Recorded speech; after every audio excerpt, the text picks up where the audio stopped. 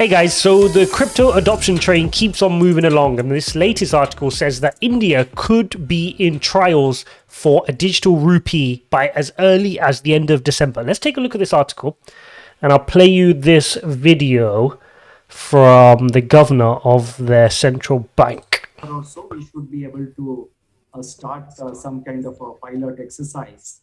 And we are being extremely careful about it because it's completely a new product, not just for RBI, but globally. So the first is the security of the currency, the security of the digital currency and its integrity. That is very important. The possibility of cloning, all that should be avoided. What impact it will produce on the financial sector, what impact it will have on the monetary policy, what impact it will have on currency in circulation. We are examining all those aspects. We are working on our teams are also working on the technology. We have a choice of between it could digital, distributed ledger technology, DLT, or centralized ledger. There are also central banks which are starting the exercise at the wholesale level and then going in. Okay, so very interesting point there. So with the majority of CDBCs, and we know China are looking into this, Europe, UK, various other governors of their banks, of their countries, are looking into CBDCs. But the majority of them, we had presumed, would be going for a centralized approach, which is where the bank, their banks, so in this case, the Royal Bank of India, would control the whole ledger.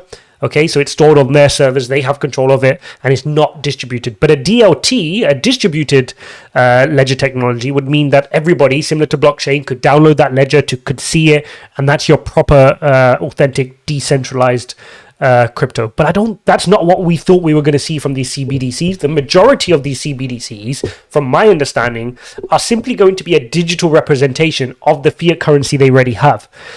So it's not going to be distributed. It's going to be on their centralized. So if you take the British pound or you take the US dollar, they're just going to create a stable coin version of that, and it won't fluctuate. It'll be what it was, pretty much controlled by the central banks as normal with their monetary policies, and it'll be centralized, not decentralized. So it's not truly decentralized technology.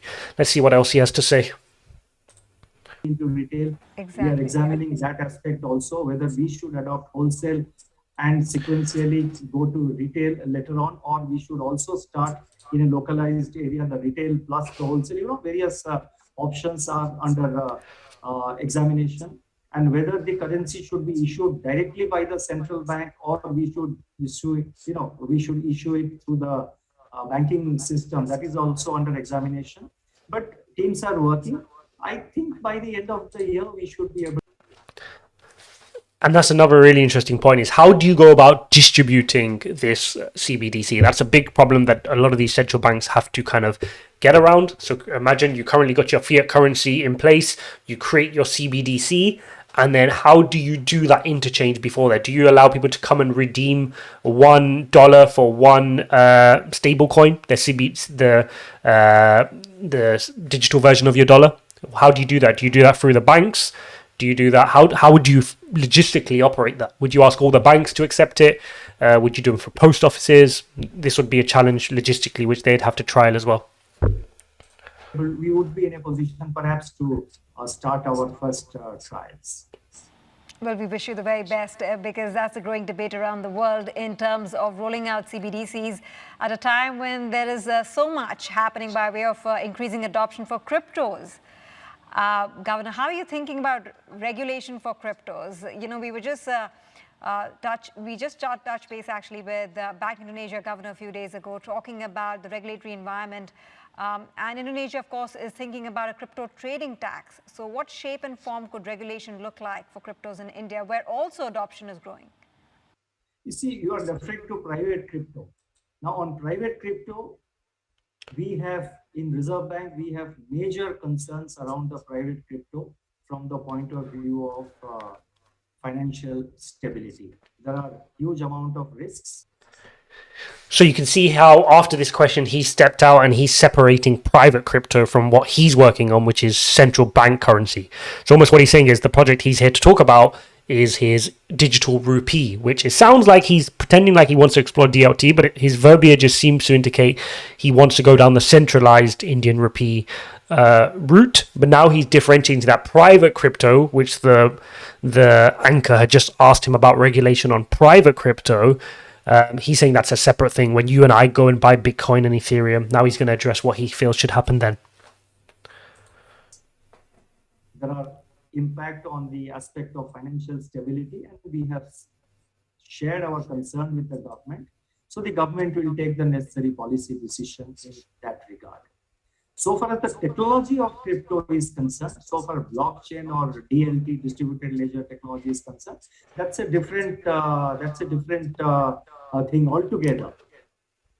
Private, I mean the technology of blockchain, the DLT can grow and will grow irrespective of private crypto. This technology does not need a private crypto currency to, the technology doesn't need a private cryptocurrency to grow. The technology can grow on its own. In fact, it is already being used by the various, by various corporates in India, and we are also working on that. So therefore, on private cryptocurrencies, we have major concerns, and because it has impact on financial stability, and I am not the only central bank governor talking about it. I think many other central bank governors have also talked about it. The Bank of England.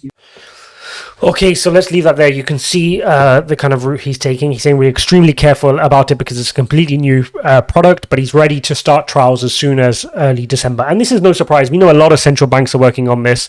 We know China, Europe, UK. Yep, this article is listed the same. We've seen that there's growing interest from central banks. We know they're working on digital euro. There's a UK CBDC they're working on. The Bank of England are working on it. China's leading the way, and they've already started trials in several cities across China, which is really interesting. And they wanted to note here that CBDCs differ from cryptocurrencies in several important ways. First, they will be fully regulated and under central authority. This is what we were talking about. This is how the majority of, these CBDCs are working. But India, I don't know why he's mentioning a DLT as if he would keep it decentralized. I very doubt as that would be the case. Second, instead of being a tradable asset with wildly fluctuating prices, central bank digital currencies would function more like their fiat counterparts with widespread acceptances. So there you go, guys. Again, nothing surprising. Although I think one thing to note from here is that these technology in the Western world, we can often take our monetary structures for granted in terms of we have high percentage of people banked, our banks are mature, we have easy access to our fiat currencies. We don't have to, until recently, be scared of double-digit inflation in any given years. But what we're really starting to learn with the acceptance from El Salvador of Bitcoin as legal tender, and a lot of these kind of up-and-coming emerging economies are really looking towards central CBDCs and looking at the blockchain as a solution for them to make way with the fiat currencies. We've seen that fiat money usage has gone down. I think this article points to it as well. Yep, declining cash usage and growing interest in cryptocurrencies like Bitcoin. We've seen that. And for these countries, more so than, let's say, the US or the UK, we will see a lot of these companies flocking quickly and moving quickly towards a CBDC. So now it's just about who's going to move the quickest, who's going to get into trials. We know China's leading the pace. India have just said now by end of December, so that's going to be a quick turnaround. We'll keep an eye on the space, but it's, we're expecting it. So just more momentum on the Bitcoin train and adoption. We'll see you in the next one.